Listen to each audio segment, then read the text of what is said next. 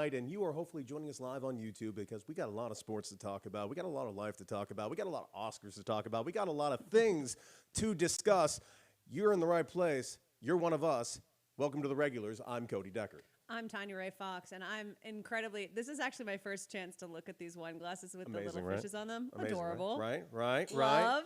Cheers. Anyways, listen, we are in a tiki bar. We're in a tiki bar. The backyard's an oasis, legitimately. It feels like right outside this studio is a resort. Yes, and it's been a beautiful, beautiful couple of days here in Los Angeles, California, specifically Santa Monica, where we actually do this show live for you Mondays and Fridays. Although I haven't talked to Tanya about this yet, but I'm hoping to actually do Thursday this week so I can get a little jump out ahead to Catalina Island. We've done it before. We've done it before. I bet I can convince her. I bet I can do it, but let's see how this show goes today. I could quit after this. I would like you not to. Okay, all right. I feel as though you've worked with worse people. I think I would venture to say just about everyone I've ever worked with is worse. Ooh. But that's a low bar. See that? She almost complimented me. See what we did You there? have cleared it. Well, congratulations. This show is really, I view this show as listen, we're sports experts today. We're sports experts every day. There are sports to talk about, but we are, I just want everyone to know, we are going to get to Oscars talk at the end of this. It is worth sticking around. The last time, which was our last episode, we started getting into movies. It gets unhinged. It's where our ADHD really shines. It really does. It's where we hop around to topics, but more importantly, we live in Los Angeles. We are very adjacent to film culture. Cody, a big film guy, so I'm excited to get to that. As am I. But we got a lot to break down today. Before we get to that, I just simply I want to just get a quick vibe check with you. How was the weekend? What did you do? Because I'll tell you this, and this is full transparency. This has been a very interesting time in my media career. 8 years in, whatever it's been. And I've really enjoyed my time, and I've been very lucky and fortunate in this industry. And it's been fascinating these last, 6 months, even though it's weird to look at it, and it's weird to think about it in certain directions. Like, has it been bad because I haven't been doing the daily job of, working at a Sirius XM or working at a Fox Sports? Right. No, but I did go 5 straight years of working every day on national TV and radio, and that's pretty cool. It's also afforded me the opportunity to do a lot of this, try something new, build out this studio, do this show with you. And it's just fascinating. But producing 7 shows a week, 2 with you, 5 on the other hand, it's a lot of work. So I've been trying to really focus and go out of my way to do something I've never done before. Now, I'm plugged into sports the entire weekend. Of course. You can't not be. Can't not be. In fact, I watched all WBC. I watched all the Oscars. We don't get days off. There are no days really off. Don't. Yeah. But I have really made a concerted effort at this age that I've never done before to really come up with some me time and quality time to kind of unplug-ish a little bit. Yeah. And I had a pretty badass weekend with that. Hell yeah. Yeah, I needed that. I know there was hang-in on Saturday. I was invited to join. Yes, you were. Unfortunately, I have not reached the Zen weekend status that you have. Part of that is because again, my busyness doesn't require as much work with other people. I'm doing a lot of my own content, whereas you're on the hook for a whole other show with Michelle. Like you said, there's a lot going on. Plenty going on, and other things that you guys don't know about yet. Yeah, I know, and I do though. But you're inspiring me, and it's funny because I was telling my best friend, I'm like, yeah, Cody invited me over. They're doing a hang, and I'm like, I have to do better about getting opportunities to hang with my friends, especially my friends without kids, because a lot of times the weekends aren't presenting. Yeah. Everybody's got soccer practice, whatever else. So I've gotten so used to just being just going to grind it out through the weekend, especially because I'm such an NFL person. Through the whole NFL week schedule, I am tied the hell up on Sundays. Saturdays is my only free day. So you're inspiring me to do more of that. Otherwise, I spent a lot of my weekend working. I know. I'm the same as you. I had a steady job in establishment sports media from the age of 23 for my first internship all the way until July of 2025. Yeah. So this experience of being on my own and doing my own thing is new, and I'm going to sound like one of those awful influencers who is you'd have no idea how hard it is. But it's so much harder, especially for me with my ADHD. It's very important that I work within a framework of a schedule because it's difficult. So this is honestly the hardest I've ever worked. I know. And same. It feels like the hardest I've ever worked, too. I am not traditionally employed, Yeah. For instance, right now, we don't have Mocha today, so I'm actually producing the show live on air. Watch. See right now, it doesn't say Cody. Guess whose name is now on the screen? You're welcome. Guess whose name's on the screen? Yeah. Now you know who's hosting the show. You could have had no clue based on the.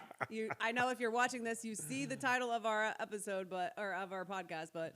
Yeah, so I'm proud of us, but I agree. You're inspiring me to do more weekend hang time, downtime. I mean, we're going to drive ourselves. You're going to be away this weekend. Yeah, I'm going to be away this weekend, but we'll figure that out as well. But listen, let's go ahead and get into it. Let's start the show right. We got sports to get to, and let's go with the headlines. And headline number one, Tanya. Justin Fields was traded to the Chiefs. Incredibly good deal. Like, the Chiefs basically got him for free. Yes, they did. And this is not breaking news in the sense that we have like a ton to break down about Justin Fields being a backup quarterback, but it's a really actually fascinating story because of what's been happening with quarterbacks who have floundered around the league and landing in specific backup opportunities and what it can turn into. Yes. And Mina Kimes, this really struck my eye because I really respect Mina. I'm a big fan I of don't Mina's. always 100% agree with anybody, right? No. But as often as I can agree with someone, I tend to agree with Mina and her breakdown of things. And she said, this is an opportunity for Justin to pursue the Sam Darnold path, and kind of explained what she meant by that. And she really identifies where Sam Darnold likely got on the right track as his time in San Francisco with the 49ers and Kyle Shanahan. He wasn't, he didn't get the opportunity to start like he did in Minnesota in the same way, but she sees that as kind of a turning point for him. When you get to go to an organization with the coaching of Andy Reid and the roster building of Brett Veach and everything they've got going on there, and then you're backing up a guy like Patrick Mahomes. It's a unique experience. It is.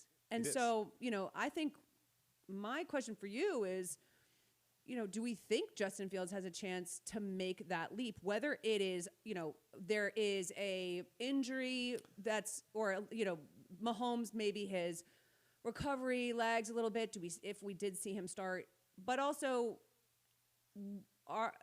this has just made the Kansas City Chiefs have one of the best backup quarterbacks in the league. Well, it's interesting because there's one trend that I've noticed on top of the discarded quarterback thing that you're mentioning, and it's how these discarded quarterbacks are getting picked up by other teams.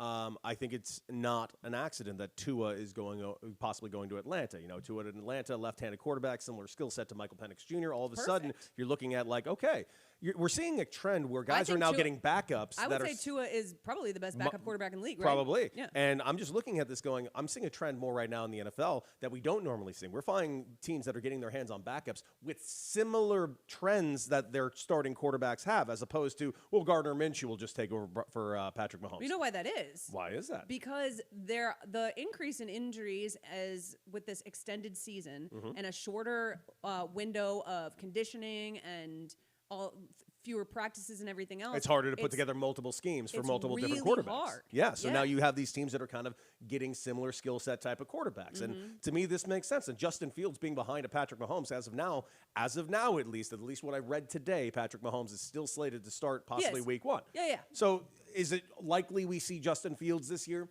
No, depending on injury and depending on health and depending on maybe blowout games or non-blowout games, depending on what the situation is. If they somehow need the room to say, hey, we don't want to push it for week 1. Yeah, you never know. Yeah. And is he the best backup in the league? I don't know, but I do think he's a top 5. solid backup. I think he's top 5 backups. This is about as good as it gets. And listen, I'm not going to scoff at the idea of him working with Andy Reid, working next to Patrick Mahomes. Again, a quarterback with a similar skill set. Look at every team he's been on. What quarterbacks was he playing with that had a similar skill set to him? I can't think of one. Was it on the Jets last year? No. He's actually very rarely had a quarterback that's similar. And Justin's a little bit different. He's younger, a little bit stronger. And so Mina pointed out, kind of what you're saying is like, they can mimic some of the scheme stuff that they can do with Patrick. Obviously, you can never really mimic Patrick Mahomes. No, you cannot, but it's something. They can do some of it. And also, he hasn't run a quarterback sneak since like 2019, Patrick Mahomes. They can do stuff like that with Justin Fields. That's not terrible. There's some versatility you that can probably keep Patrick a little healthier really too. Hurt, the offensive scheming in that way when you look around the league and the quarterback sneaks and the tush pushes and the way that teams like Buffalo and the Ravens and the Bears with these mobile quarterbacks, what they can run, Mahomes is a very mobile quarterback in the sense that he has always been good scrambling, the lateral movement and even rushing when he needs to, but not having that in their back pocket. So now you're like, okay, we're going to lose some stuff on the Patrick Mahomes end, but hey, if we have to, there are easy scheme adjustments we can make. Super capable of it. This is when you talk about Andy Reid, it's the same thing as when you're talking about somebody like Bill Belichick, where it's like, there's nobody in the world better at making these kinds of adjustments. Like he's a savant at it. And then on the other side of the ball, you have one of the best defensive coordinators of all time. Yeah. So it's kind of wild because I think the Chiefs they're very clearly taking this season seriously as a season where they are still in a Super Bowl window. That's what this tells me. That's what this kind of pickup tells me. That's what their offseason moves have told me is like, we still believe we are somewhere in a Super Bowl window. And pretty clearly, Travis Kelce thinks it too because he's not going out like that. You said a couple weeks ago, I'm so afraid to not believe in the Chiefs that I'm just not going to count them out until they're actually fully out. Yes. And I think that this speaks to that fear that they are attempting to come right back from a 6-win season, guns blazing. Listen, I'm not going to pretend that they're the Undertaker meme, man. That's what they do. They just get up and we've counted them out how many times? I mean, I think only once. I think last year. Well, no, I remember the year before we counted them out too. The year before was where all those games where they were barely winning them. That's the one possession wins, and everybody was like, "This might be the year they get got." Then they lose to the Raiders on Christmas Day, and then they just start boat racing everybody, and then they got their asses kicked in the Super Bowl. But let's be real, but they played in the Super Bowl. They played in the Super Bowl. They played in their 5th straight Super Bowl. Whatever I mean, let's be real clear. I am not putting it past Patrick Mahomes, a healthy Patrick Mahomes, and Andy Reid. And yes, there are some aged players on that team, but a couple of moves, that Kenneth Walker the third move, this move right here kind of fortifying their backup situation. I don't think people understand West, how big of a deal a backup quarterback is because it's not about just whether you see them play. Dude, in today's day it's and about running the scout team and preparing the second stringers, preparing the defense. Like there a lot of if you listen to other Super Bowl winning quarterbacks like, Tom Brady and Peyton Manning and Aaron Rodgers and these dudes, when they talk about their success, specifically Tom Brady, who's had several dudes run his scout team, he loved having Brian Hoyer. Like, he wanted Brian Hoyer specifically very often. Jacoby Brissett was very good at this too. Yeah. That ability to play the opposing quarterback is a huge deal in preparing your week-to-week matchups. And so when I see teams prioritizing the backup quarterback to that extent, I'm like, all right, Cody might have a reason to be a little bit afraid of the Chiefs still. Yeah, and that being said, I mean, do you think there's any merit to the, speaking of my division, I'm a big Raider fan, as I've never once been quiet about. Yeah. But there is some rumors out there that people called me a madman. Everyone thought I was joking. No. Kirk Cousins would actually be a fit over there in Vegas if they're going ahead and drafting what we assume is Fernando Mendoza. My question for you is, do you see that as a fit of a mentor that has a similar-ish, obviously cannot run like the similar. kid. They look similar. They act similar. They're not going to go out to parties in Vegas. Yeah. No, they're going to sit around and drink whole Bible milk. study, Yes. Bible study, whole milk. Film Talk about how study. much they love their moms. Yes. Yeah. I think that from everything I've heard, Kirk Cousins would be a solid fit mentor-wise for Fernando Mendoza in terms of just like their similarities. And I think he has the disposition to do it. I'm not a huge fan of his personality, but I don't think he's a bad But his teammates seem to love him. I also think that they both have that like weird little edge, like that crazy guy waiting to come out. Like we've seen you like that from him, and we've seen that stuff from Fernando. And so I think that it would make a lot of sense. I don't think that it's the best. I think Fernando Mendoza needs a little bit of NFL coaching. Yeah. I actually don't. I think these guys who isolate themselves into their bubbles rather than trying to assimilate a little bit into NFL culture can work against them. Yeah, I can see that. We've seen it with Carson Wentz. We've seen it with Kirk Cousins. We've seen it with these guys who are immensely talented, but I'm like, there's something that's not, as a leader of a 53-man roster, as a dude who has to go out there and run the team, there is a disconnect. And I think Fernando Mendoza could fall into the trap of these other dudes. Phillip Rivers was never able to get over the hump. there's a thing here, and it's a working theory, so I'm not necessarily ready to dive into it. But if you look around the league at these immensely talented quarterbacks, whether they end up like Hall of Fame caliber or not, that really, like, Glaring. I go home and study the Bible thing for white dude quarterbacks. Yeah, It's pretty I'm glaring. not saying it's a bad thing, but I am saying I do think that as a quarterback, being able to earn the respect of your offense and your team in a very specific way, especially once you're a veteran, you gotta relate to your guys. It couldn't hurt. It certainly couldn't hurt. And Kirk Cousins might be redundant in that way. You think so? You I do. think maybe? I do. Listen, that's headline number one. Let's get over to my side of the world, Major League Yeah. Baseball. Let's talk about headline I number was so two. excited that we're going to talk about this. Well, here's I'll introduce the headline, unless you'd like to introduce the headline. But, No, I think it's on you. Let's do it. Headline number two. The USA gets by from the skin of their teeth against the Dominican Republic with significant controversy. Do I have opinions on it? Oh, yes, I do. Am I right about this? Oh, yes, I am. But Tanya, why don't you go first? Well, I'm gonna add the disclaimer here that I was rooting for the Dominican Republic, like hard. I really Yes. wanted the Dominican Republic to win this game. It's all MLB players, so like Yes. this is very similar to watching USA hockey versus Canada. It's all NHL players. You're like this is just an all-star team of different MLB players, Yes. and two of my favorite players happen to be on the Dominican team, And they are Ketel Marte and Played with- Geraldo Perdomo. two guys I played with.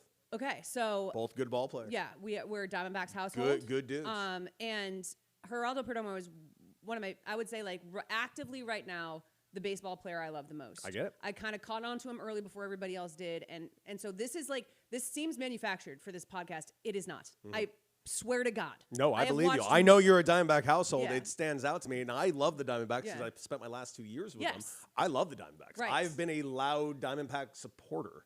So I was already a Jerry Perdomo guy.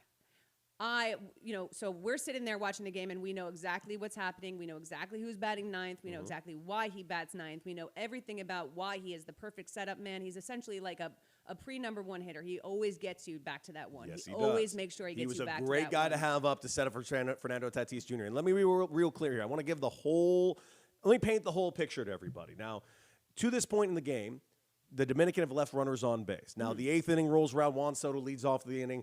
1-2 count. Ball down in the zone. Gets a strike three call. It was a ball, but it's 1-2 count to start the inning. Granted, it's Juan Soto, and it's a one-run game. What inning? That was the eighth inning. Eighth inning. That was the Yes, eighth inning. I thought you were talking about. Now, that was a problem that took place. Now, we have a system. We have radar systems. This should not be happening anymore, but we'll get into that in a second. Well, let's leave that there. But Just we'll go ahead and set say us up to what we're talking Juan about. Soto strikes out in the eighth, ball down. Okay.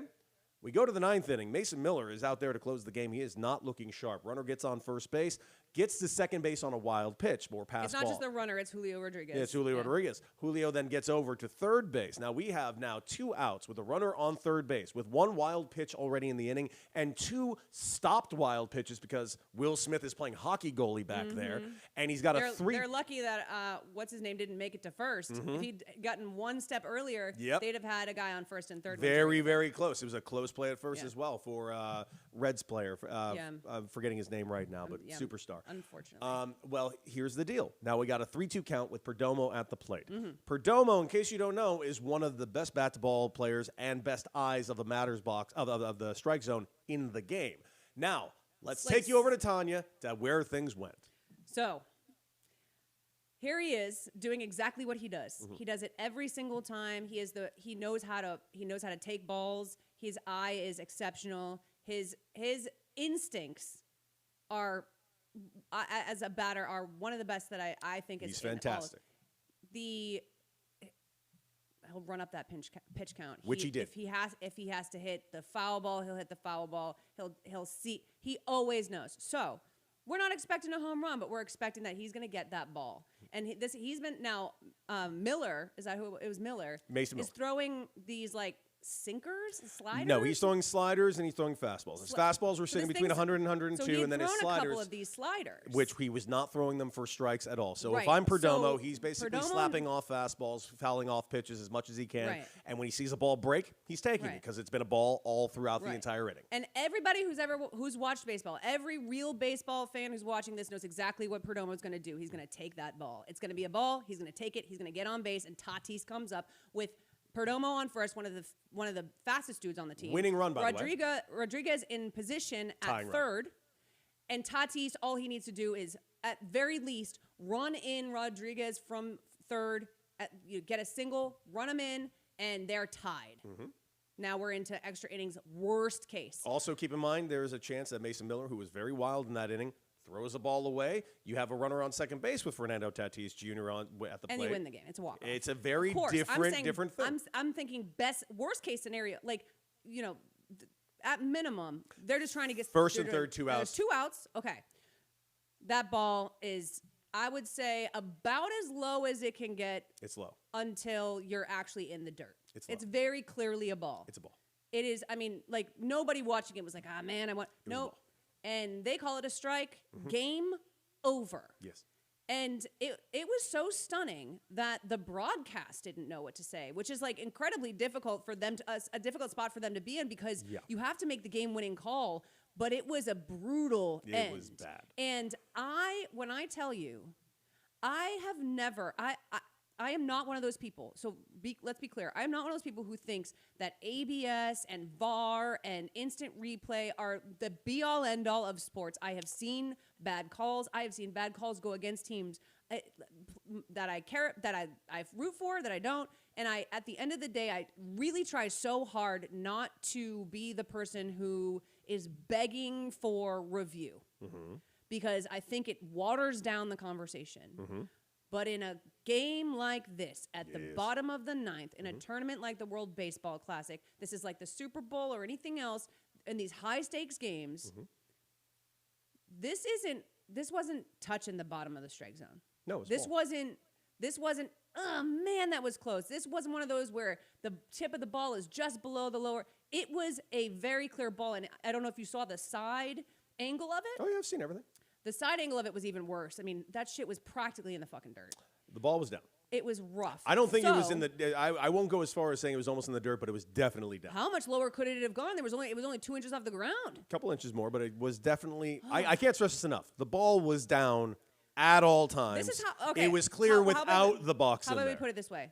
There's not a single baseball fan, not a single one that I could not find one who said it wasn't a ball. Oh, there's a lot of people that did.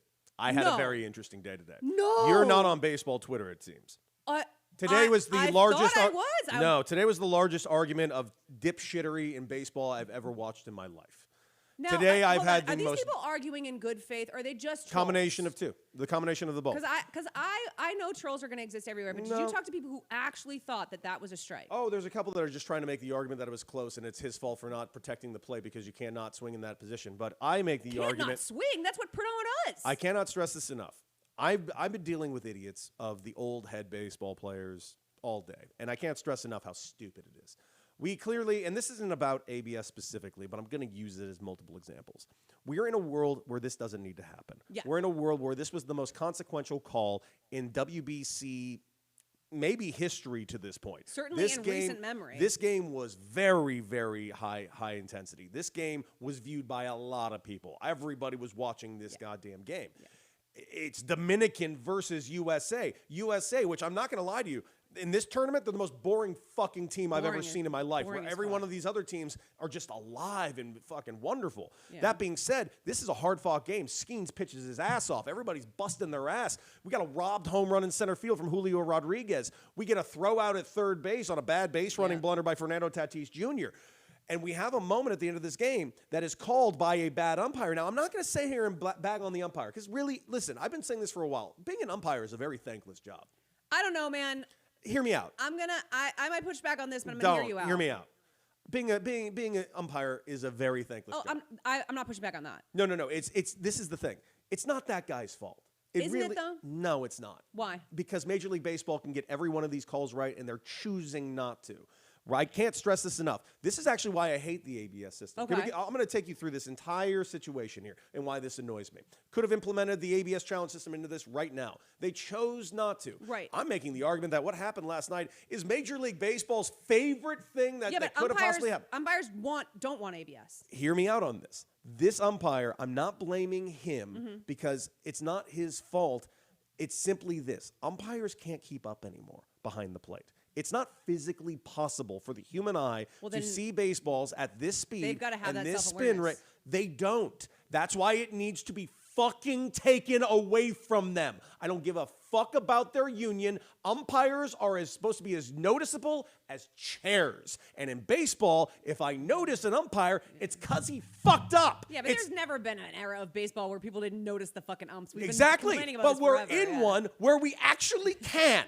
We can actually get the call right every step of the way. And this is actually why I hate the ABS system, because the ABS system is Major League Baseball telling me as a viewer that we actually can get every one of these right. Instead, we're going to monetize this ABS challenge by T-Mobile or whatever the fuck they sold it to. Yeah. And instead of just having a swift game that we can get all the calls right, Major League Baseball is looking to monetize on it. And what happened last night probably made Major League Baseball $3 billion.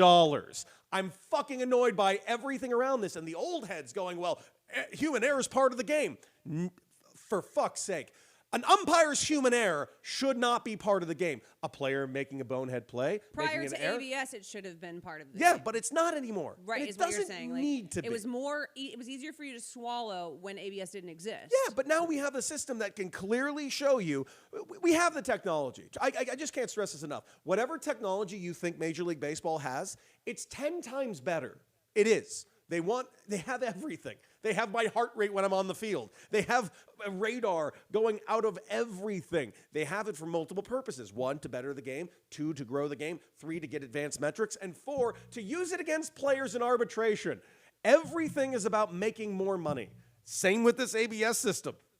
However, having said all that, which I don't actually disagree with, I don't see the value in nitpicking a lot of the calls that we nitpick as fans from umpires. And I've always kind of felt that way. What do you mean? Even when I'm the most mad. Like, I do think arguing balls and strikes 97% of the time is a fucking waste of time. Yes. At the end of the day, like you said, there's human error involved, and there always has been.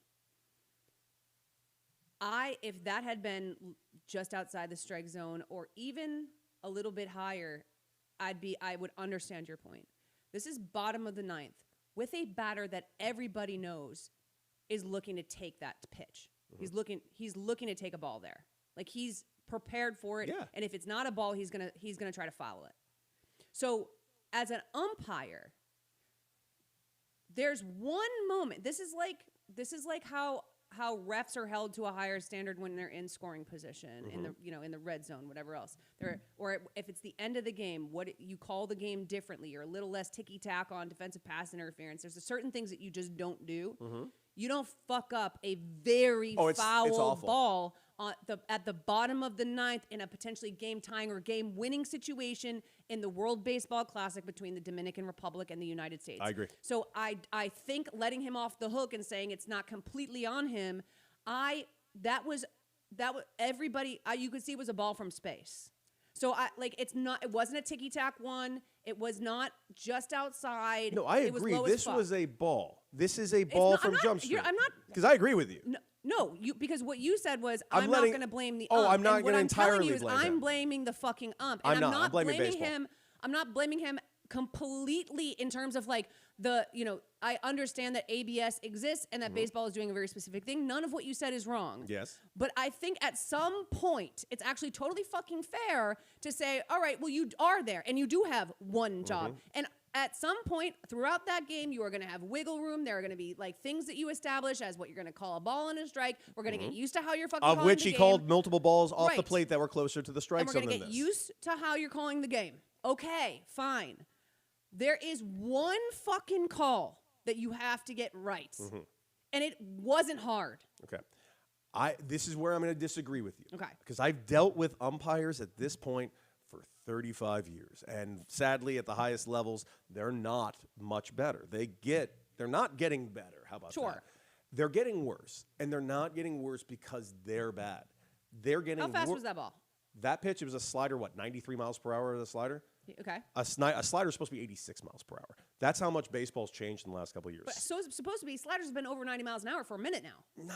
No. There's like 10 guys that throw sliders the way Mason Miller does.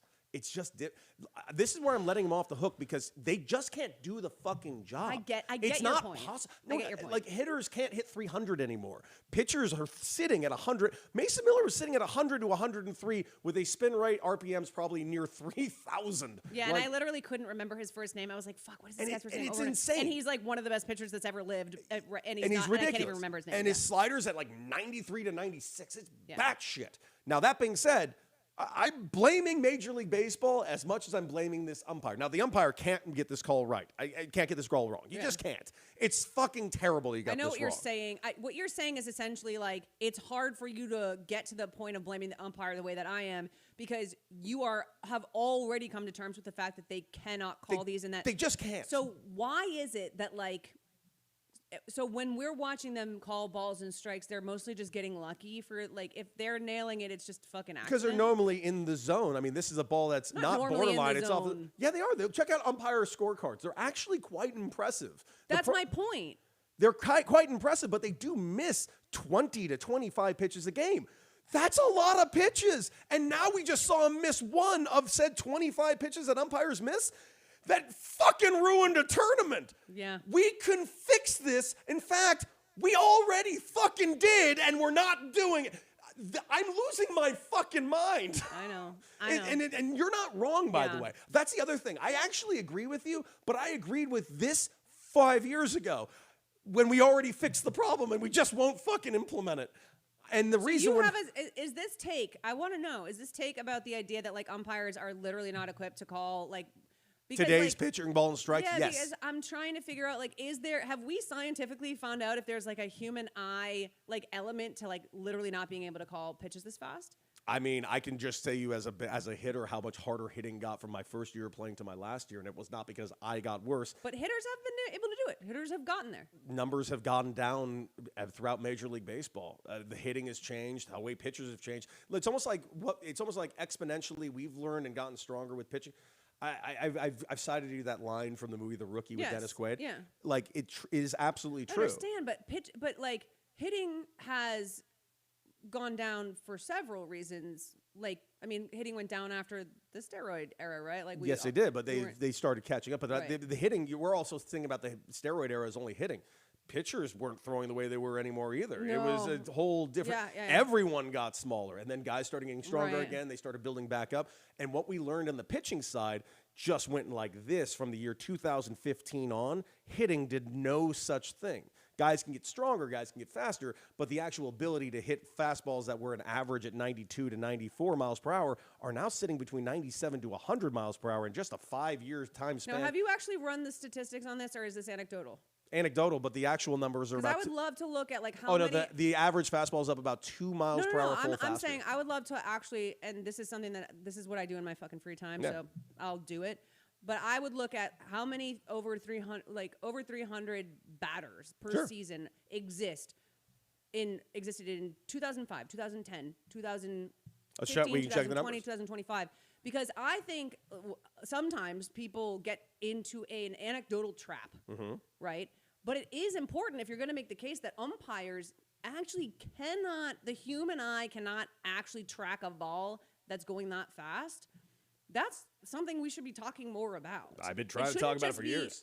It shouldn't just be a conversation about the fact that obviously a computer is going to be more accurate. It should also be about the fact that we are getting to a point where this sport and some others are happening at a speed that is almost impossible for a human being to keep up with. I mean, we've talked about the increase in like speed, strength, agility in the NFL. It's the same thing. So I think that's like a far more fascinating conversation that exists that we could dive into. I think there's experts we could talk to about this. Like, I'm actually really intrigued by it because I don't want to blame an umpire for not being able to make a call that like they simply cannot make. But also, man, he's out there making calls, and it is what it is. Like, I agree that MLB sets these umpires up to fail. Can I also give you another example? I was also a catcher. Me as a catcher, me making those calls, I couldn't tell where these balls that were borderline or strikes or balls, and I'm catching them. Well, you are sort of at a disadvantage. I'm catching them. I'm trying to repurpose them, but I can't tell where they actually are. Are you supposed to? I should. I'm supposed to be establishing the zone. I would think that where you're sitting as a catcher is kind of setting like what you're expecting is when you know what pitch you're getting, right? And you know where you're expecting. I call the pitch and let them know where it's going. Expecting it. You know exactly where you're supposed to be to catch it. That's the whole thing. You're not looking at all you're looking at is where the ball is supposed to be so you can catch it. You're not actually looking at where it's landing, right? No, I set up in this position, and how catching is now, everything's redirecting up and framing right now, which is another reason why we desperately need to just use the ABS system, because so many catchers, it's a massive metric right now, stealing pitches. In fact, Mark DeRosa actually cited it this morning on ESPN while talking about it, because I got to give DeRosa credit. He's very media trained. He gave a great answer to the question, because he kind of said, yeah, it was the ball, but he didn't want to throw anyone under the bus, and I thought he did a phenomenal job. Well, it's not on him to and he's not, and he did. And Carlos Beltran didn't, to his credit. Yeah, Albert Pujols did. Oh, sorry. Yeah, it's okay. Albert Pujols is magic, and he did a great job too. I gave Carlos Beltran the whole job. He didn't even get. He's been fired for more jobs than he's gotten. I'm so proud of the work he's done. I just gave him a promotion. Albert Pujols did a great job of actually deflecting. And saying I'm not gonna argue this. We lost the game. There's a bunch of reasons we lost the game. Oh no, which by the way is true. Yeah, no. The Dominican Republic did not play their best baseball. They had other opportunities to score runs. It was just they failed. I do hate that because sports. We've gotten into this trap, and we'll move on from this at some point. We have a lot of cool baseball things I think we can hit on throughout the season, but we fall into this trap of doing if they had scored another run earlier, then they wouldn't be in that position. Whatever.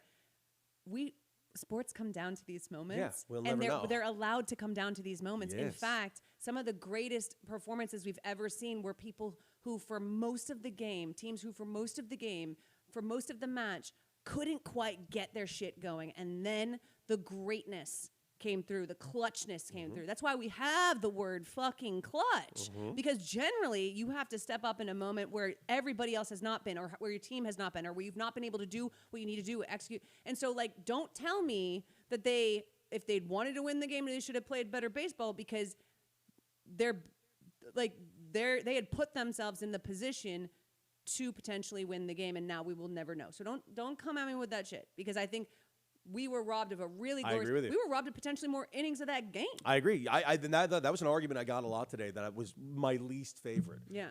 Because when I was no, that's a ball. Should have been on first base. Yeah. And they had all these opportunities. You're right. It's sports.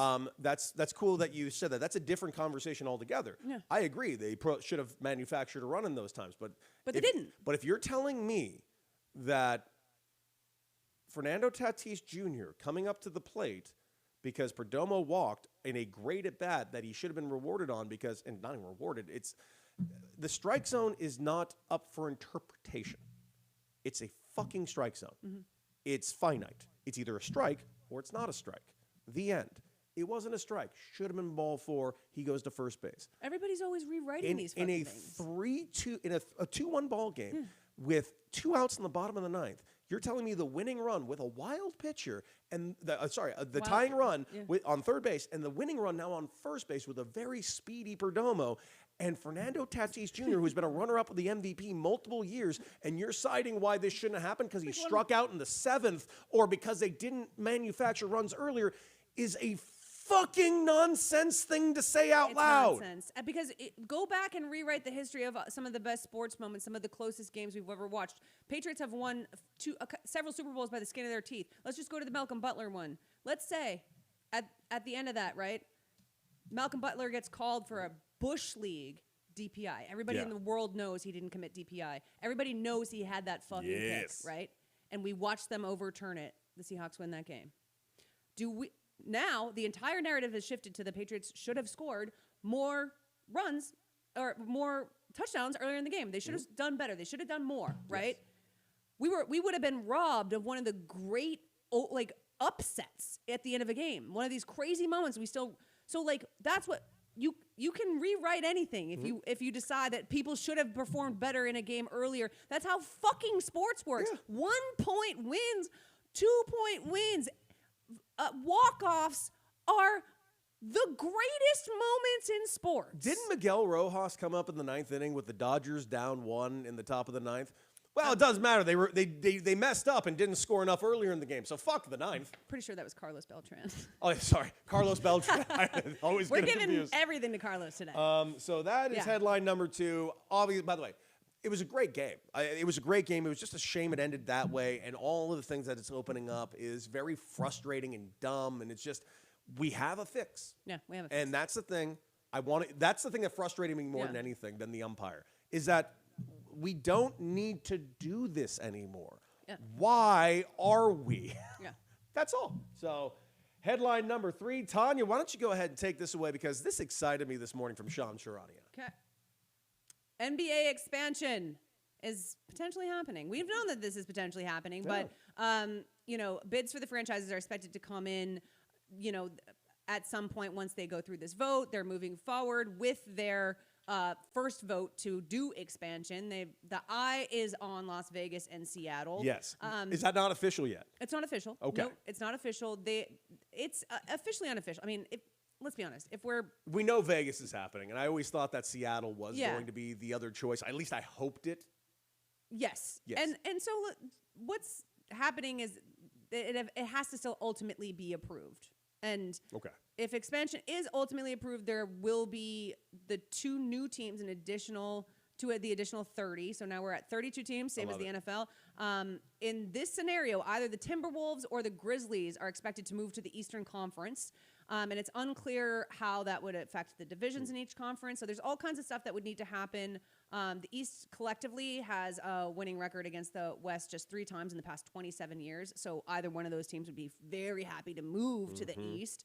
And so this is the thing. This is what I want to talk about, because let's just operate under the assumption that Vegas is 100% getting a team, because they're always fucking getting a team. They're always getting a team. Vegas is getting a team. Gambling, you and They're I getting are. a team. Yeah.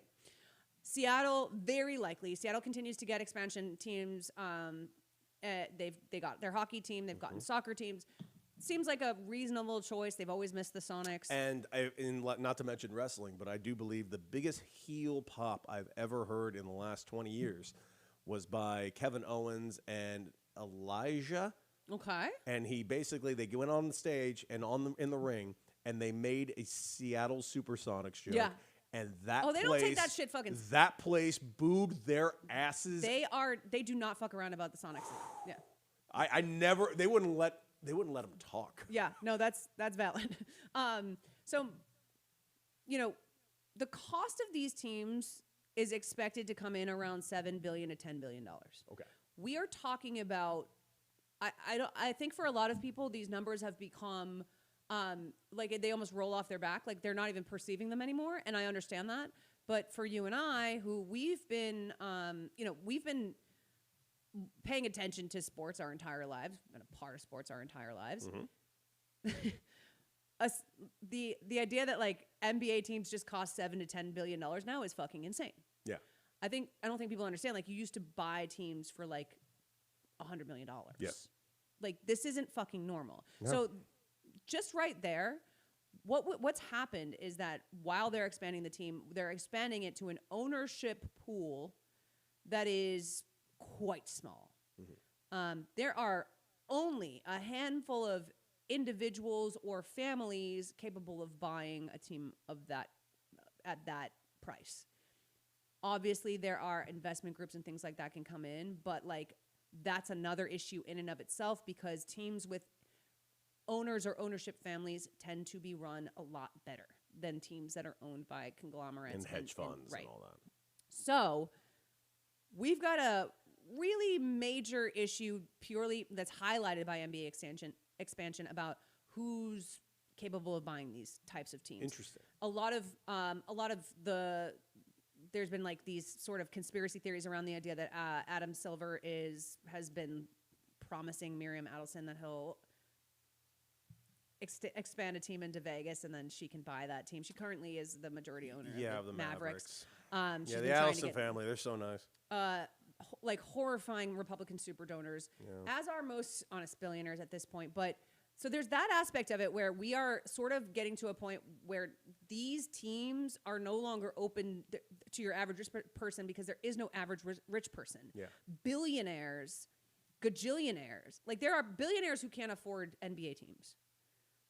They're like, that's where we're at. We're talking about people who own private jets and islands who couldn't afford NBA teams.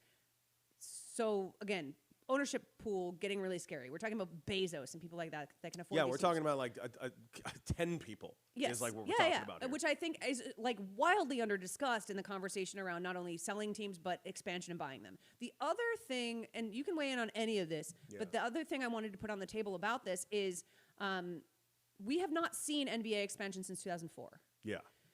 We've seen some shuffling around, like, you know, when the Hornets and the Pelicans and whatever else, but we have not seen expansion since 2004, which means we haven't seen an expansion draft. That was pre-social media.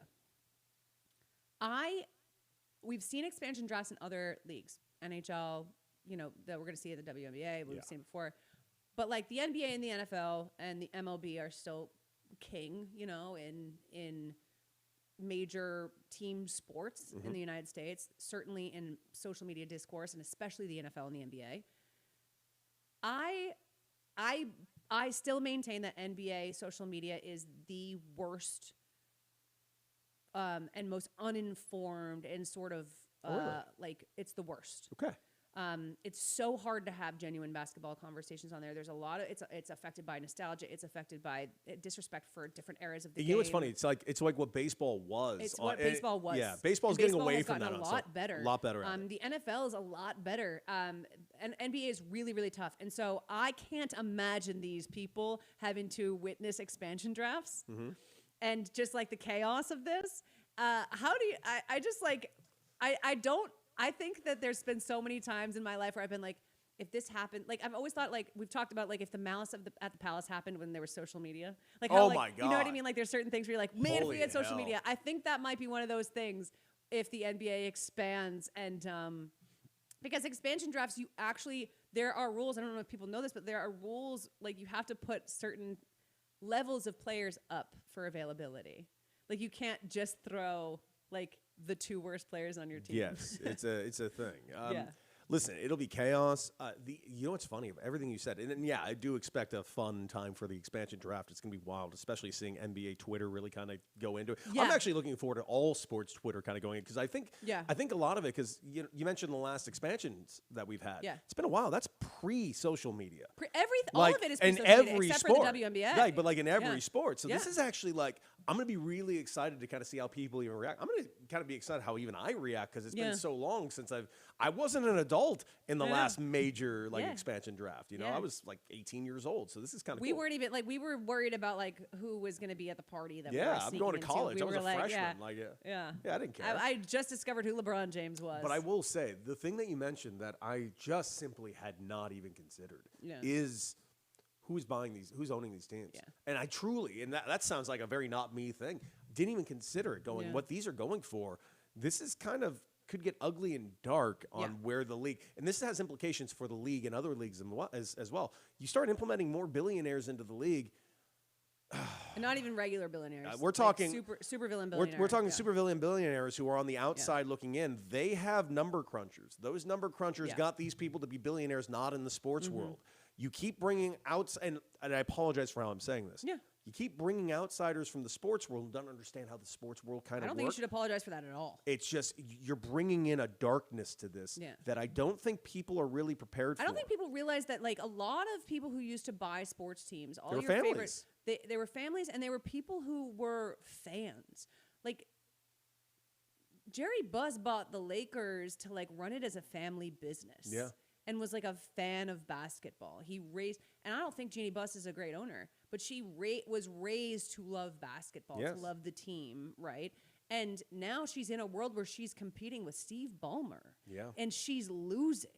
Big bad. time. Big time. No, you know, like I don't like the Lakers. I don't particularly like the Jeannie Buss, but like. Well, she sold the team for billions of dollars. Right. And so, but like, that's the thing is like, I don't fucking blame her. Yeah, me neither. Because there is no way to keep up with this anymore. And that is like, the shenanigans that Ballmer's got himself into over there. The richer these guys get, some of the richest owners in the NFL, even, like the Jerry Joneses of the world who buy into this team and are like, we're going to run it as a family business. It's gone. Mm-hmm. It's gone. And as much as we've hated Jerry Jones and Robert Kraft and these fucking maniacal pieces of shit, gotta be honest, the one thing you cannot accuse them of is not being fans of football. Mm-hmm. Jerry Jones played football. Jerry Jones loves Robert football. Kraft had season tickets as a child. I can give shit to both of these men, and it won't be about their love of the game or their love of their franchises that they own. Right. Will and never now happen. one is the most profitable, is worth the most of any team in the world, and the other has won 6 titles and been to like 11 fucking Super Bowls. Right.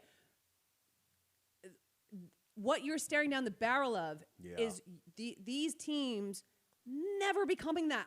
I think people understand, like, they need to understand it's not going to fucking happen. These dudes, those Clippers owners, there's a reason the Clippers are fucking cursed. Yeah. It's because their owners don't give a flying fuck. They know how to make you think they're trying to win and how to make money. It's just, what really bothers me? There's a lot of, I do think there are rich, dumb people. And I do think there's a lot. I think most of them are a lot dumber than we understand. I think majority of them are a lot dumber than you understand.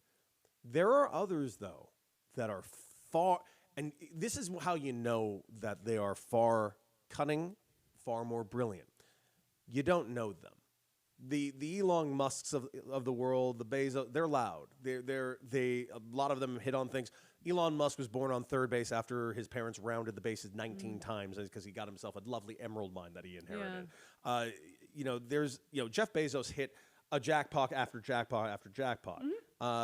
Netflix started by selling DVDs, and they greatly benefited by getting in on digital, and they just beat Blockbuster to it. There's so much luck to it. Like, there's a lot of luck to a lot of these things. And the ability and the willingness to exploit a shit ton of people. Yes. Yeah. It's the ones you don't know the names of are the ones that scare me. It's because they're doing it all behind the scenes. Those are the cunning people. Those are the ones you should be worried about because those are the ones that are actually operating these games. Right. I mean, I think that at the end of the day, the ones that we don't know about, luckily, are only about 7 of them. Mm-hmm. Because to your point. But those are the ones there are those out there that play 4D and 5D chess. Yeah. There are the ones that you guys are pretending or think play 4D or 5D that simply aren't, and they're just dumb. And these people have teams of thousands of people making sure that they're doing the thing that is going to make them the most money. Yeah. And that is, for all of the gripes that we've had about NFL owners and NBA owners and MLB owners across the course of time, for up until the last decade, they were human beings that had some level of connection to the sport in some capacity, some level of accountability. Yeah. And that's just simply not what we're dealing with anymore. And so NBA expansion is a lot more interesting than I think it's ever been. I agree. Oh, yeah.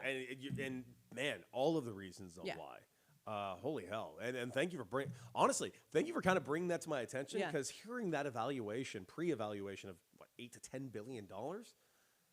Every once in a while, I do bring something of value to your attention, and I love that. I really love that we have that. Well, you bring a lot of things of high value to my attention, but that particular one is just shit, because that has implications more not just to those teams and those cities, but to the league as a whole and the future as a whole. Yes. So that is something interesting to me.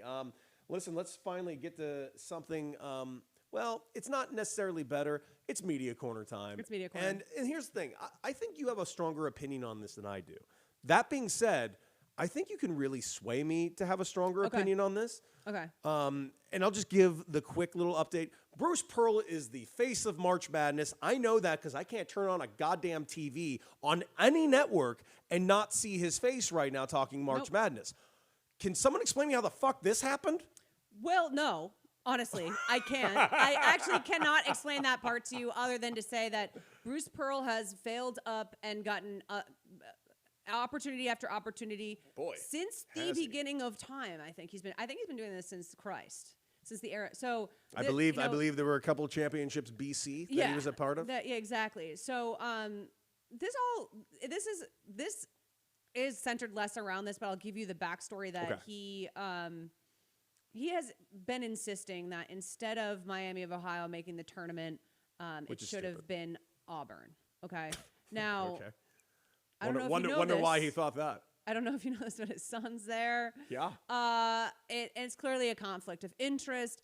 Shocked that somebody with zero values and zero morals, one of the most controversial, infamous figures in all of college basketball, would do that in sports media. Shocking, I know. Yeah. Isn't he still being paid by Auburn? I don't fucking know. He is. Fun fact, he is. Fun fact. All He's right. still getting paid by him. Seems like a conflict of interest. What do I know? I want to read you a passage from Will Leach's Athletic because I think the point he's making here is kind of where we want to kind of Let's hear it. land on here. He says, as someone who grew up in Illinois basketball in the 1990s, I've been trying to solve the Pearl riddle for most of my life, from all the way back when he was an assistant coach for Iowa, where, frustrated that he was unable to land prize recruit Dean Thomas, he doctored allegations in such a venal, chaotic way that it ruined several people's lives and careers for decades, including his own. The definitive account of the Bruce Pearl Deion Thomas fiasco was reported by Daniel Litbit at Deadspin more than a decade ago. The scandal led to Pearl being cast out of the sport for nearly a decade before clawing his way back to Southern Indiana and Wisconsin, Milwaukee to Tennessee, and ultimately to Auburn. What I couldn't understand about Pearl for years was how cheerfully shameless he was. No matter what happened to him, no matter what he was caught doing, Pearl always doubled down. He always assumed it would work out for him. This struck me as no way to live. It was less about the obvious moral failings involved, though there was that, and more about how this sort of strategy seemed so clearly doomed to fail. The old joke about how Pearl was that while every other successful coach was driving 80 in a 65-mile-an-hour zone, Pearl was driving 125. But that can only work so many times after too many scandals, and Pearl has had so many. You can't outrun the police car forever. Eventually, the world finds you out. No. Pearl was right and I was wrong. Pearl knew that he didn't have to hide his deeds from the world. He just needed the world to catch up with him, to realize that pretending there was some sort of society that held us all together was a chump's game. Pearl broke every rule, but he was smart enough to realize the world was starting. It turned out not to care about rules anymore. Nobody checks for speeding anymore. Nobody cares. And I think that this is a brilliantly written piece by Will Leach. And I think that that is something that kind of speaks to the way you and I view a lot of sports media, which is why I felt like it was kind of the perfect piece. It's called On Selection Sunday's Biggest Stage, Bruce Pearl Loses in College Basketball Wins by Will Leach on The Athletic, and it's worth a read. Yes, I read it. Because, it's great. you know, it is so in our wheelhouse of the sort of existential crisis that we face in not only sports and sports media and holding and accountability in sports, but just in general. And what is unsaid in this piece is that this is a getting away with things. We no longer have to obey the stop signs or the speed limits is something that is very specific to white men. Yeah. I don't know what to say other than I'm frustrated. Yeah. That's it. I'm just frustrated. I feel like that passage almost makes you, like, it almost makes your stomach It does. drop. It kind of makes my stomach turn a little bit. Yeah. Just going, because you're not wrong. I mean, Bruce Pearl has shamelessly been suspended over and over again. And he didn't even get onto TV and decide, you know what, I'm going to try to remain unbiased. No. Why, to Will's point, why would he not shamelessly plug Auburn, even though the majority of the basketball world is like, Miami of Ohio should be in this? Why would he not do the most obvious thing that is so obviously biased and deeply unhelpful to the media conversation around March Madness and the selection? It sure is. Because of course he would. Of course he would. The fact that he is on that broadcast is insane, Cody. Like, I don't think people fully understand how fucking nuts it is to have this man on a broadcast at this point. It's not like, I'm trying to think of a comp.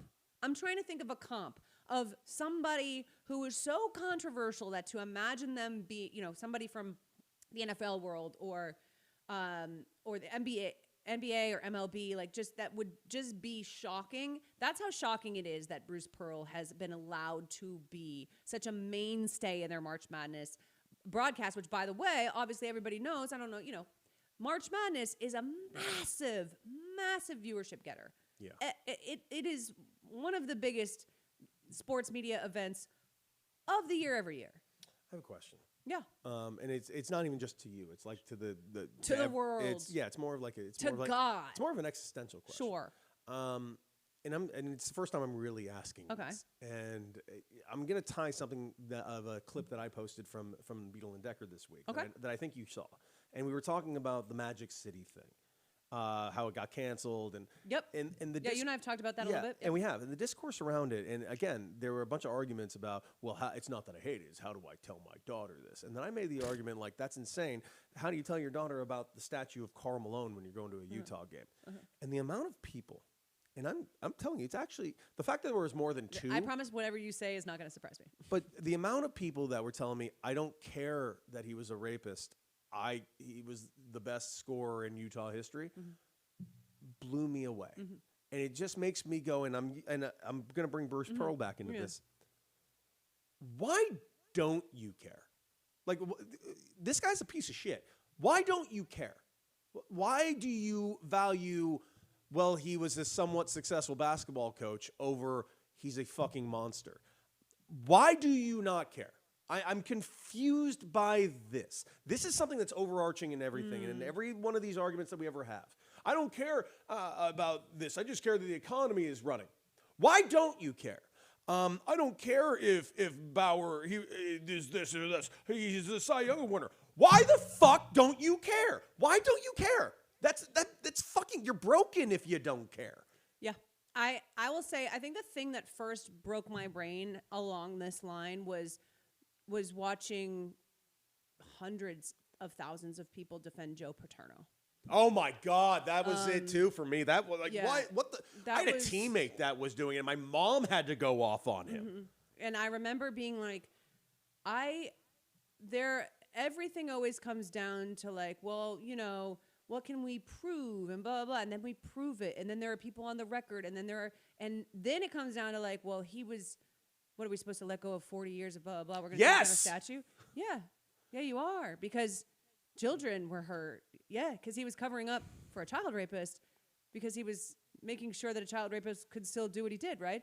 And so as soon as I saw that, I was like, okay, we're not a society that gives a fuck what white men do. We don't care what white men do. Now, we don't care what powerful people do. We don't care what... I'm going to say something that like I think I've never really said out loud, but Karl Malone... getting the pass that he gets is gross enough. Yes. The reality is that nobody wants to fucking talk about is that the fact that we know Karl Malone did that is also because he's black. Because there are so many white fucking rapists in sports that we don't know about. Oh, yeah. So many. So now we're excusing Karl Malone. And then on top of it, the only reason we know about Karl Malone is because of even more fucking bias. It's layered on top of it. You're right. It is. And it absolutely is. I mean, I was actively working at the NFL Network with Darren Sharper when he was arrested for like serial rape. Yeah, he is massive rape accounts. Yeah, he was raping people in multiple states. He was drugging people and raping them. He was like full on doing the thing. And I was not in the building, but he was it's not like I was there when he got arrested, but we were coworkers. We were together all the time. We were in the green room all the time. We had become work friends. And it was in the spring it was in January, I believe, of 2014 that he got arrested. And like literally I came into work one day and they were like, and I was like, holy fuck. So the crazy part about this that I've tried to explain to people so many times is like, the NFL Network was full of people who were sexist, misogynistic, and very inappropriate. Yeah. Darren Sharper was the nicest motherfucker I worked with. That is something. He was so nice. He never made me feel uncomfortable. He told me about his daughter. We'd sit in the green room and we'd shoot the shit. If anything, there were about 7 to 8 other NFL players there that made me feel a lot more uncomfortable than Darren Sharper did.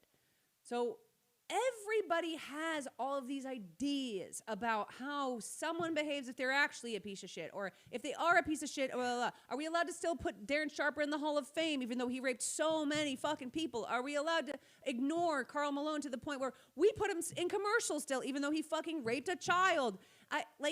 All of this stuff is because people don't care. They don't care about women. They don't care about girls. They don't care about children. They don't care about anybody, because the sacrifice that is required there is something that like a lot of people, specifically white people and specifically white men, don't like. They don't understand having to make. They don't understand ever having to do the internal work to say like, I now have to lose a little piece of something that I love in order to stand up for something bigger. Because you only learn that through either extreme self-awareness and empathy or through the community building of marginalization. Yeah. It reminds me of this one thing I remember I said years ago, and it's such a lesser extent than what we're talking about. I want to make that abundantly clear. But it is the same realm, and it's of that thing of why people don't care.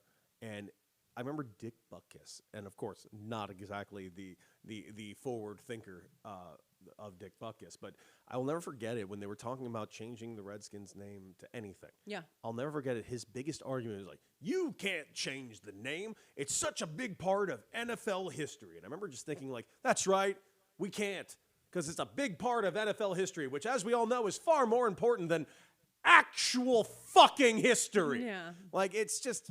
Yeah, because being called that word, Native Americans, Indigenous Americans being called that word, not a big part of history. No. What happened to them after they were called that by white people? We're not going to... The thing it's a completely different conversation, Joe but... Theismann was so good. And what, his team's not even going to exist anymore? Fuck off. Fuck off Bruce Pearl. Fuck off all of the fucking... It's exhausting. It is pathetic. And I'm at the point now where it's like, it's not like I expect different. And I don't need people to come into my comments and be like, well, what do you expect? First of all, fuck off. Fuck off with what do you expect. I'm actually allowed to tell people that this sucks whenever I want. That's right. What I expect is for you to ever once in your life, just try to be better one single time. That's fine. If you're not gonna, I can't fucking force you. But don't say, what do you expect? When I am fully capable of recognizing the fact that these are systems in place that cause this shit to happen. By the way, I don't, like, Bruce Pearl, first of all, I look at his fucking face. What happened to having to be attractive to be on television? Well, stop it. I was going to say the opposite. He only has that job is because he's so fucking hot. You think he's hot? Fuck no. I'm lying. Look at him. Looks like a cabbage. He looks like a Cabbage Patch doll that's got some fucking gray fuzz on his chin. You know, and I will not come after your appearance unless you're a piece of shit. But I will absolutely come after appearance. I come at white supremacist women. He looks like a Mr. Potato Head. My favorite thing. Side note. Yeah. Before we get into pop culture, which is going to be so much more fun than the conversations we've been having. Yes, it is. My favorite thing is on Threads is to come at women who are like MAGA and white supremacists and just like tear their appearances apart, because they'll do these like thirst traps and they'll be like, Republican women do it better. And so my favorite thing in the world is because like you vote for white supremacists and like eugenicists. Like, so if you think you're part of a superior race, I'm going to make sure you know you're not, right? Mm-hmm. So like it's just like a fun little side quest that I have. I love it. I would encourage you to get in on it. It's excellent. It's only a gambit you can get in on if you personally are attractive, because you can't risk the you don't want to open yourself up. I'm not coming after women. I don't. I see a double-edged sword for me coming after women. I don't want to do that. No, not women. I've been doing it to men. I have been. I have been. Oh yeah. You think I haven't been crushing? You think I haven't been beating the shit out of Nazis? It's been hilarious. You could come after Nazi women too. I think it'd be really funny, but I think you'd have to do it on Threads. Twitter's the only place I do it is to Megyn Kelly. Well, I always say something to Megyn Kelly because I refer to her as Ava Blonde. Yes, yeah. Get it? Because she's like Ava Brown, but blonde. And you know what you could do is you could just come into my Threads, just kind of hop on, co-sign it a little bit, Once I shit talk. You know what? I'm actually going to start doing that because I got to start getting into Threads more because Twitter is a cesspool of uncesspools. Threads is still like there's certainly people who piss me off all day every day on Threads, but it's much more like old Twitter when we just piss each other off normally. I've been like dabbling a little bit more, but here's the truth. I'm on Twitter more than I was. Yeah. But it's like weird pockets. Like I'll go on for like one day and then I won't post a tweet for like another 2 weeks. I've abandoned it because I just hate that fucking platform so much now. But I hate that I'm fully Zuckerberged at this point. But like, listen, I can only fight so many fucking. I can only fight so many billionaire battles at once. I'm trying not to order on Amazon. I'm trying to like leave me alone. I've actually stopped ordering on Amazon as much as I humanly can. Yeah, Chris has been up he's been on top of it. Like he's like really like been going to the store again. Sweet. Listen, I was inside a brick and mortar today. I went into a fucking Best Buy. Best Buy. I went to the Apple store today. Let's go. I do still go to an Apple store. Yeah. That's something I definitely do. All right, let's get away from all of these harsh things. Let's talk about something fun. And ladies and gentlemen, it's time for Pop Culture Corner. And why are we talking about Pop Culture I don't even need this open. No, we don't. Go. Let's just have fucking fun. The fucking Oscars, man. Okay, so I did watch all the Oscars. I had to go back and watch some because obviously I was watching a lot of the WBC game, kind of going back and forth. Opening number with the opening cold open, the opening monologue. Great. I am a huge Conan O'Brien fan, and I'm not quiet about that. I got to meet Conan. No, we've talked about that. Yeah, I'm a diehard Conan guy from the early days of the NBC late night show. Yep. I just love everything he touches. I think he is just somebody different. Those of you that are saying, well, Nikki Glazer's better, I think Nikki Glazer does a phenomenal job of the Golden Globes. I think so, too. It's just different. Yeah, it's like, she's more of a roast I've loved comic. all kinds of hosts. Yeah. It's good to have the diversity. I like the diversity. But here's the thing. Like, I wouldn't want Nikki Glazer doing the Oscars. I think there is a certain type of behavior difference between I certainly the two. like Conan. I like Conan better than Jimmy Kimmel. Oh, yes, so do I. And I like Jimmy Kimmel, but like a lot of people don't. The one thing I've noticed is that everybody seems to really like Conan. If nothing else, they just like him. I think they like him. They are definitely willing to let him slide on some of the cornier, like less funny stuff that he has to do for the Oscars, which I think is kind of part of it. It's funny because you think half of Hollywood is friends with Jimmy Kimmel. Like that motherfucker is friends with everybody. Yeah, he is. But I do feel like they give Conan a little bit more grace, crowd-wise. They kind of do. Well, because Conan's just like everybody just he likes has to be him personally. Goofy. Like that job is tough. Like it's very tough. It's not his best work, right? But it's nobody's best work when they're doing these hosting gigs. It's very rare that you get an elite hosting job. So I'm going to ask you a question. Yeah. And I have no doubt your answer is probably going to be the same as me. Okay. What was the highlight of the Oscars to you? Because for me, it's unquestionable. I acted like the Patriots had won the Super Bowl when Michael B. Jordan won Best Actor. I like it. And he gave a great speech. I thought that everybody's reaction was very phenomenal. I think that's what I was looking forward to the most. The award was deserved. That being said, I didn't see any other performance. You didn't see one battle after another? I still haven't seen a single other movie yet. I need to. I so know. This is the worst I've ever done. I've always seen everything. This is the first year I've seen almost nothing. One battle after another. I heard is great. I love Paul Thomas Anderson. Was not Paul Thomas. It was not PTA's best work. No, okay. It is. I would say. I don't know if you agree with me, but his best movies are The Master and There Will Be Blood. The Master's in my top 3 of his.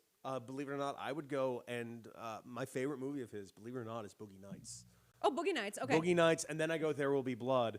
But I will admit this: as much as I like Paul Thomas Anderson, if Daniel Day-Lewis is not playing Daniel Plainview, that movie is not There Will Be Blood to me. So I kind of, it's 3 hours and almost nothing happens. And Daniel Day-Lewis, I can't stop looking at. You're giving Daniel. What about The Master? That's also in your top 3. So it's Boogie Nights and those 3. Those 3 are my top 3 PTA movies. I'm with you there. Yeah. I do not think he has, outside of that, he has made something that could be considered a masterpiece or something that's like timeless or anything like that. This is a truly like messy, sloppy, thematically all over the place, white man attempting to make a commentary on revolutionaries and Black American revolution and on the commodification and fetishization of Black people and then Nazism. And it's a lot. It's all over the place.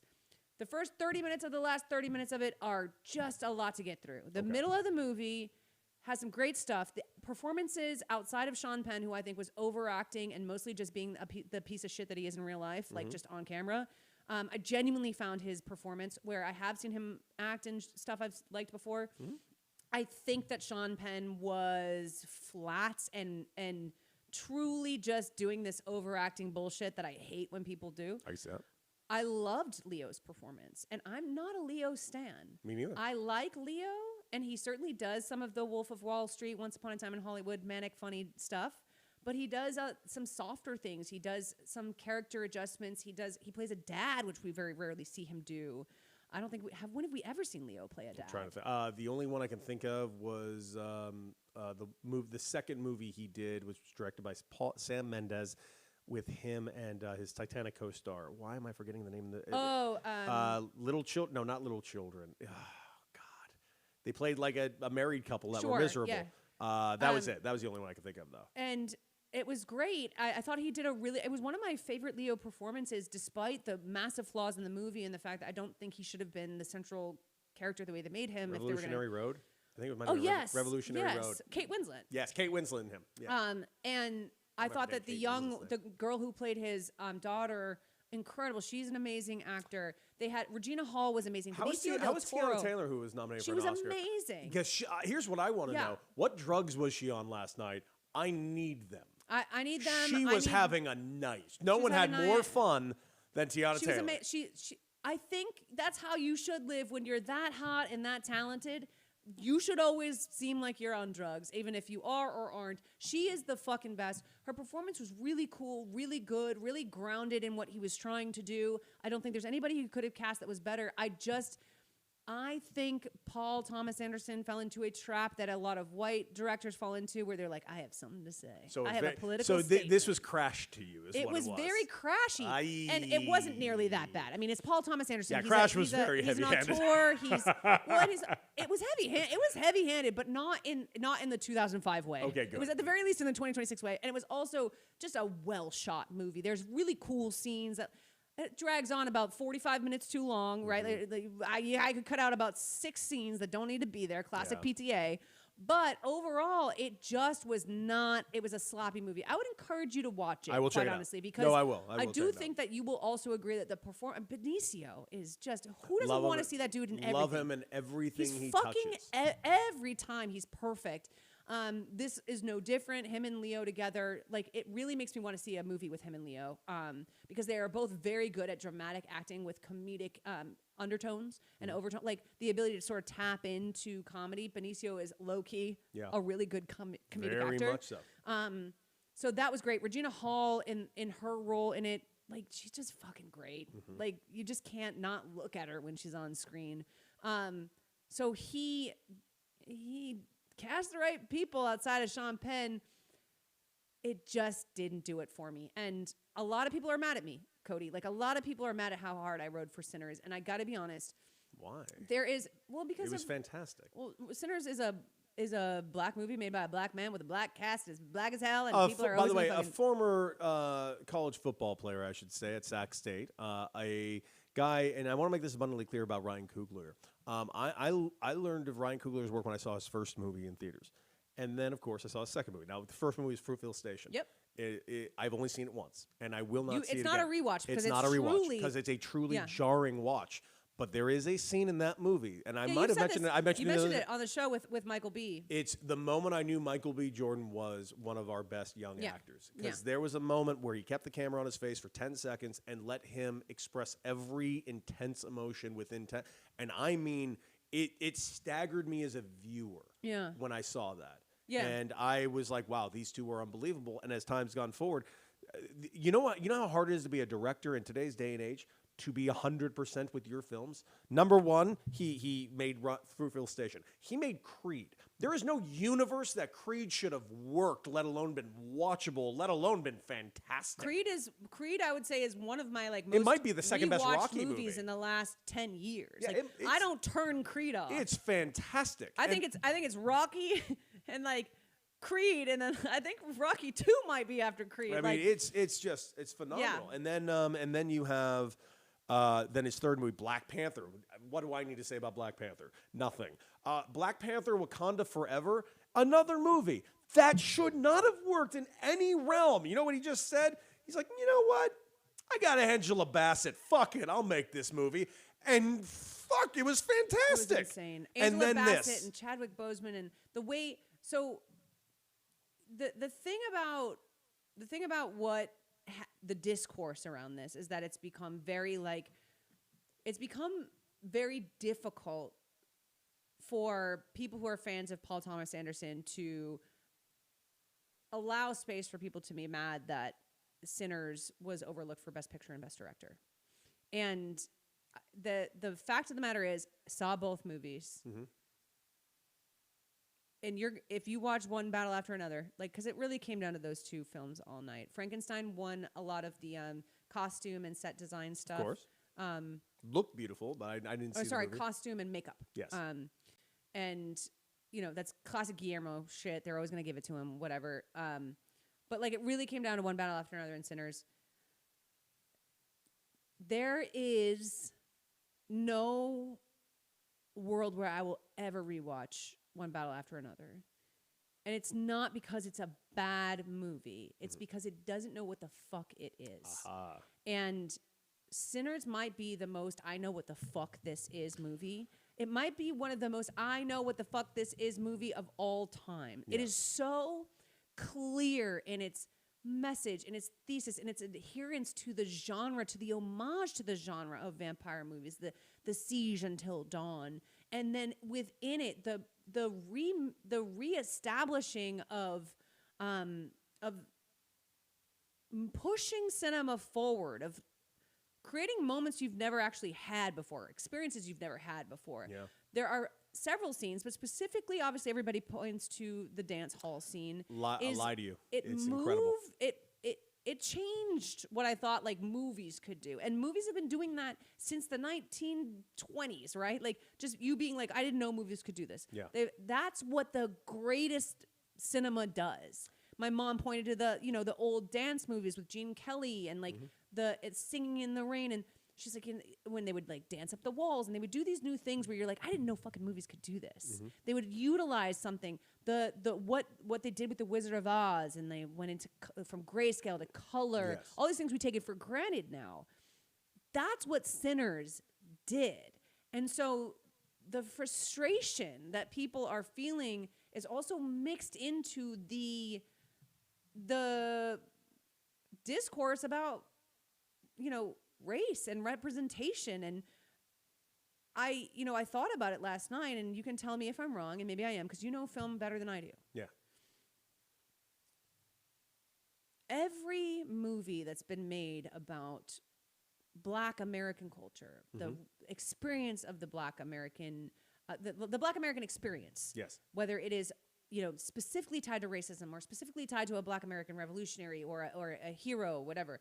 Malcolm X and these sports figures, the biopics, 12 Years a Slave, Moonlight, and now even Jordan Peele's movies, and now Sinners. Yes.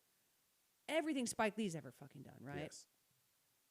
These are masterpieces that we are. Right? So not all of them, but like so many of them are masterpieces. No, I'll take something like you mentioned Spike Lee, like, Do the Right Thing is a masterpiece. I think that She's Gotta Have It is a masterpiece. He's made a lot of masterpieces. Malcolm X is one Malcolm of the X best biopics is ever a made. Damn good movie. It's one of the best biopics ever made. It's like, just genuinely. It's just the historic accuracy of it, the acting in it.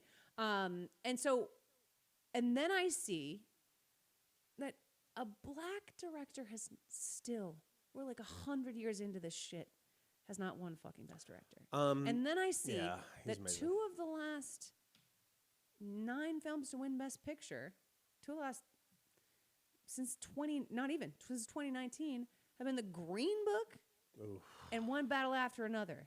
And so these white directors telling Black stories or incorporating Black American experiences into their movies and building on it and trying to tell those stories. And meanwhile, Ryan Coogler gives us a fucking generational masterpiece. Spike Lee gives us generational masterpiece. One over after other after other. I love that Moonlight won Best Picture, but that was one of the most beautifully shot, beautifully sound designed films I've ever fucking watched. Stunning film. Like, what am I missing, Cody? Nothing. Yeah. Here's the good news from this. And this is not, none of this is a knock on Paul Thomas Anderson, who's a phenomenal filmmaker. It's just, Yeah, no, this is you know how we look, that can exist, right? But I'll give you an example. Like Rocky was nominated for Best Picture, didn't win Best Picture. Right. Do you know what won? I don't remember either. I said this. Oh We're- my God. We're yes. gonna remember Sinners forever. That's what I said. That was it's so funny because that's the first thing I posted on Threads. I was like, at the end of the day, we are going to be 10 years from now being like, We will talk about Sinners forever. Because how the conversations happen when you're a dork, right? You're like, wait, who won Best Picture? Shakespeare in Love beat Good Will Hunting. Right. Ryan Coogler didn't win Best Director. Who won that year? And then you Google it or whatever we have in 10 years, and you're like, oh, that was the fucking PTA year. That's exactly what's going to happen. Yes. And that's, and that is it is the beauty of Sinners, of course. It's such a testament to the film. And also the tragedy of the inability to recognize that in the moment. Yeah, it's just a fact. Like, I'll give you an example. A movie that, it was the first year, I believe, they expanded to 10 movies. I'm trying to look at who actually won. Just hear these. It was the year they expanded to 10 movies was because The Dark Knight wasn't that's nominated. right. It was Chris Nolan. And that's right. And by the way, his next movie was nominated within these 10 movies. Right. And it was, and I'm not kidding, the best movie of the year. Dunkirk, was that Dunkirk? No, it was Inception. Oh, Inception. In it, category. I'm trying to look at what else it was nominated with. Yeah. It did not win. It should have won. It won Best Cinematography. It won Best Sound Mixing, Best Visual Effects. I agree with all of those things. Sure. I'm trying to find what else it was nominated for Best Picture. Talk amongst yourselves while I find this. So it's funny because I read a great thread sort of talking about this idea of becoming like the PTA idea of you've made all these great movies and now we owe you your Oscar. Here you go. And by the way, this year was a juggernaut year. Okay. A juggernaut year. 10 nominations. And I would make the argument that so many of these should have won. Holy shit, the winner of this is embarrassing. Wait. No. God. No, go through it. Go through it. Oh I'm my so God. excited. Hold on. Go through all of them. Don't say what the winner was. Just say all 10 films. Inception. Okay. True Grit. Okay. Toy Story 3. Okay. 127 Hours. Oh, yeah. The Kids Are All Right. Right. Winter's Bone. Ugh. Black Swan. Sure. The Social Network. Fine. The King's Speech. Mm-hmm. Who won? The King's Speech. How the fuck did that beat The Social Network in Inception? So bad. And it's so bad. How? It's so bad. How did that happen? It's so bad. That is batshit. Mm-hmm. Batshit. Yeah. Fine movie. He was fine. 2 of these are movies I watch twice a year. Mm-hmm. Inception is you can make arguments that Inception did steal a lot from a Japanese film. I prefer Yes. The Social Network. I prefer Christopher Nolan as a director. I prefer The Social Network as a film. The Social Network was a masterpiece. Yeah. Toy Story 3 was a masterpiece. I can't even rewatch it because it stresses me out. I It's get very a emotional. masterpiece. I cry all the time. That's a fucking juggernaut of a. And the King's Speech won that. I can only assume it split the vote. That's the only way it's not good. Listen. And that might be that they introduce all of those options, and now all of a sudden people are like, "Well, we've got too many It's things." the only to vote way. for. It's the only thing that makes sense to me. That is wild for I the King's Speech. forgot what a juggernaut And that one I was. like Inception. I like The Social Network better as a movie than Inception. I like Christopher Nolan so much as a director, but I mean Inception over the King's Speech 10 times out of 10 times is not even a fucking question. Of course. Yeah, Tom Hardy, put him in anything, but right? But I know this for a fact. I'm gonna watch. Absolutely. I'm gonna watch Paul Thomas Anderson's film this week. But you know what? I'm so But tired. we're gonna talk about I'm Sinners so forever. tired of Black American art having to get consolation prizes. And I agree. That's what I fucking hate is watching my friends and my colleagues in my community be told like, yeah, but you know that's the shit we're gonna remember. That's the stuff. It's like You're not wrong. No, I've and seen the I know frustration. that's not what you're saying. No, I get what you're saying. But like, it's so it's to the point where like the same thing happens all the time in every industry. It's not just cinema, but it's fucked up. It's fucked up to be this deep into this award show and The first woman to ever win Best Cinematography was last night. Yeah. What do you fucking mean? What do you fucking... and then there's everybody's like, that's amazing. The cinematographer, Autumn, for the first... for Sinners, was the first woman to ever win Best Cinematography. And everybody's like, that's such a cool story. Conan comes out and he's like, man, that's so cool. No, it's fucking not. The honor to her, absolutely. She deserves every single bit of it, that honor. I agree. Absolutely. It's not cool to me. I don't feel good when I hear that in 2026, in an industry that is over 100 years old, that for the first time in history, women are 50% of the world.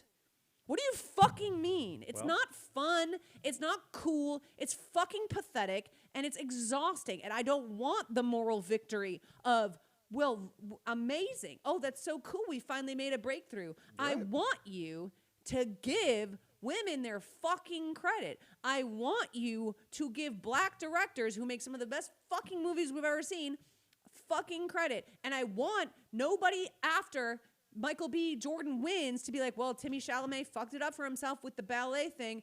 You know what that movie won? Nothing last night because it was a piece of shit movie and his acting performance was fucking whatever. And I want people to stop saying he's not the first person to play twins, as if there's all kinds of Oscar-nominated prestige films with somebody playing two main characters for 2 fucking hours. Fuck off. I'm so over it. Sinners was amazing. And my favorite part of actually last night's show was the performance of Lie to You. It was so good. Because the fact that you did that live and Misty Copeland.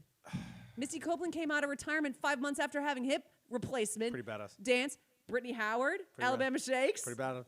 Oh, it was so good. It was one great. Of the best. One of the best live performances we've ever seen on the Oscars, I would say. In my opinion, probably the best one. Times. Probably the best one. It was fucking amazing. The fact that you were able to do that live. Insane. And does the greatness ever end from Sinners? That movie is just phenomenal. But you know what? I will end it out. We'll end the show by saying we see these moral victories, absolutely, like always writing for the incredible art that people are making. But like are incredibly valid to be fucking tired of moral victories, for women, for black people, for indigenous Americans, for all the marginalized people that continue to be ignored by these institutions, whether it's the Academy Awards, which we're talking about today, or the leagues that we talk about. Yeah. It is incredibly fucking frustrating. And one thing that we're not going to do on this show is ignore that shit. And we went really long today talking about this shit. Because there's so much going on. We did. And there's a ton going on. And guys, this has been a blast of a show as always. But I do want to apologize for one thing. I know we were going to get to, because it's Oscar week. We had to get to that. We did not get to the bloody sock today, which of course we all know is a massive fraud perpetrated by Curt Schilling and the Boston Red Sox. Did I not just tell you? I don't. This is unbelievable. I am a marginalized person as a woman in sports, and you're now going to come at one of my great sports moments as if nothing sacred. Is nothing sacred? Nothing sacred. It's not that it's nothing sacred. It's just it didn't happen, and it was a whole bullshit lie. And I feel nothing but contempt for anyone that believes this bullshit. But it's okay. We'll get to it on Thursday or Friday, depending. We'll let you know. But I think it might be Thursday. I can do Thursday. Let's commit to Thursday. We're doing Thursday. We're committing to Thursday. We're committing to we're adjusting around Cody's schedule so that he can go on his little trip. And we are also committing to saying that no matter what I think about the bloody sock, no matter how often I think that for sure I'm going to win this argument when we finally have it, I think you should subscribe to us. I think you should like this episode. I think you should comment on it. I think you should tell people about us. And I also think that no matter what I think about the bloody sock, which didn't happen, we should always say, fuck Curt Schilling forever.